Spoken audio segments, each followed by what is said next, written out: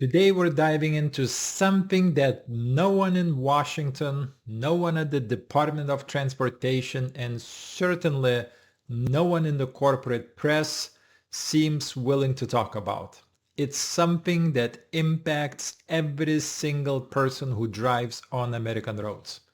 A silent crisis that's unfolding behind the wheel of 18-wheelers. It turns out the very people who are supposed to protect you on the road, regulators, licensing authorities, and yes, even some state governments may actually be the ones putting you in danger. We're talking about the explosive rise in non-domicile CDLs, commercial driver's licenses issued to people who do not live in the state where they got their license, and in many cases don't even live in this country. Let's just pause and say that again. In 2025, in the state of Illinois, 40% of all CDLs issued were given to people who do not reside in the state. Now ask yourself, why? Why is Illinois handing out tens of thousands of CDLs to non-residents? What incentive do they have? Why is Florida following close behind at 32%? Why is Washington sitting at 16%? And why American truckers, the men and women who keep this country running, being replaced by people who in many cases can't read road signs, can't speak English, and haven't been trained under US safety standards? This is not just some internet rumor. This is not hearsay. This is a hard data report backed by 11 Freedom of Information Act requests. The investigation was conducted by journalist Alex Locke over at Overdrive magazine. He spent months fighting DMVs, dodging stonewalls, and digging through red tape to find out what's really going on. And what he found should alarm every single person who drives a car, rides a bus, or relies on trucking to move food, fuel, and medical supplies. In other words, everyone. The report shows that at least 60,000 active non-domicile CDLs have been issued across the United States. That number is conservative because some states refuse to provide any data at all. Why would a state refuse to be transparent about how many truck licenses it's handing out to non-residents? That alone should raise red flags. But it gets worse. The red states on the map Locke created indicate states issuing over 5,000 non-domicile CDLs. That includes Illinois and Florida, but more disturbingly, even states marked yellow, those claiming to issue fewer than 5,000, still have massive gaps in enforcement and transparency. And then there's the blue, states that don't issue them at all. That's good. That's what you'd expect from a functioning regulatory system. But the blue states, they're the exception, not the rule. Now, Locke is not just pulling numbers from a spreadsheet. He also surveyed over 4,000 truck drivers. 700 of them left detailed comments. Let's just say the picture they painted was not pretty. Drivers reported seeing a massive influx of people on the road who, quote, can't speak English, don't understand road signs, and in some cases can't communicate in an emergency. In one striking stat, 30% of truckers surveyed said they believed at least 1 in 4 drivers on the road today does not speak English fluently. Now, before you call that an exaggeration, consider this. English proficiency is actually a federal requirement for commercial drivers in the US. It's not a suggestion. It's a law. Why? Because you can't safely operate a vehicle that weighs 80,000 pounds if you cannot understand highway warnings, construction signs, or emergency detours. And yet, FMCSA enforcement on this rule is virtually non-existent. We're told that cracking down on this would be xenophobic.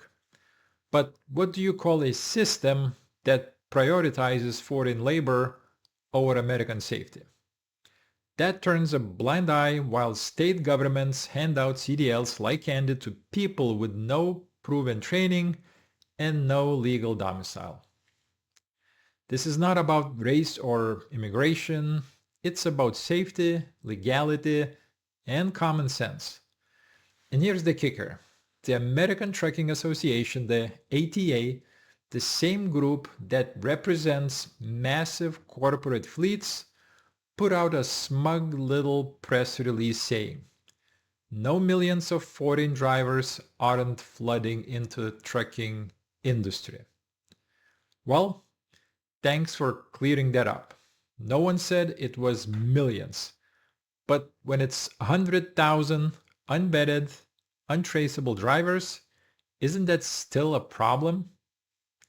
Would you feel safe knowing the guy in the lane next to you hauling 40,000 gallons of flammable material may have gotten his license last week in a state he doesn't live in from an instructor who could not verify his address or background check?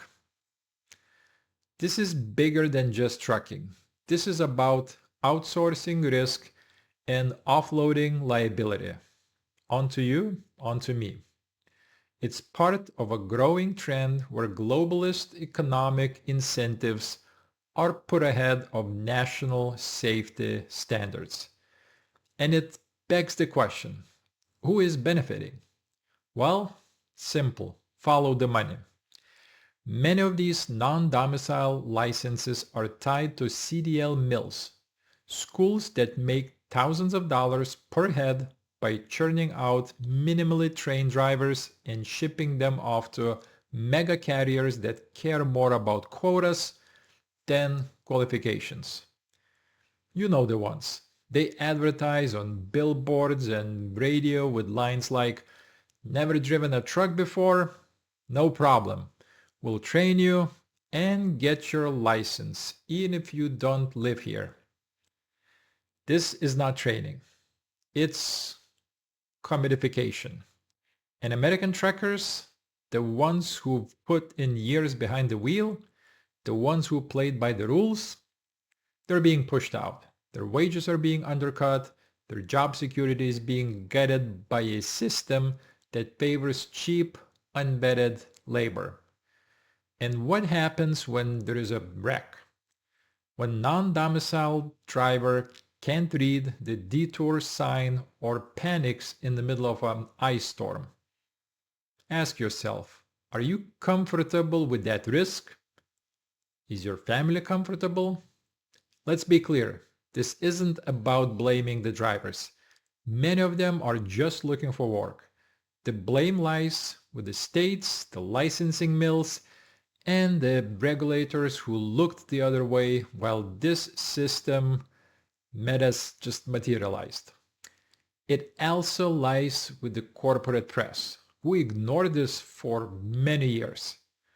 Alex Locke at Overdrive is one of the only journalists who bothered to dig deeper. And he deserves real credit for doing what the New York Times and CNN could not be bothered to do. Ask basic questions and demand real answers. And maybe that's why this report is so dangerous.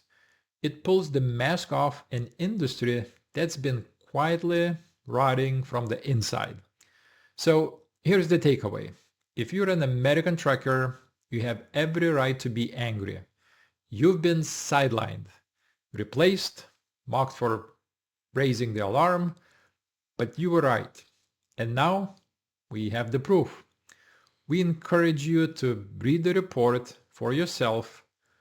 Go to Overdrive's site, download the non-domicile CDL investigation and see for yourself. Look at the numbers, see the map, ask your own state. Why are we giving out licenses to people who don't live here? Who are we putting on our roads? Because if you don't ask, no one will.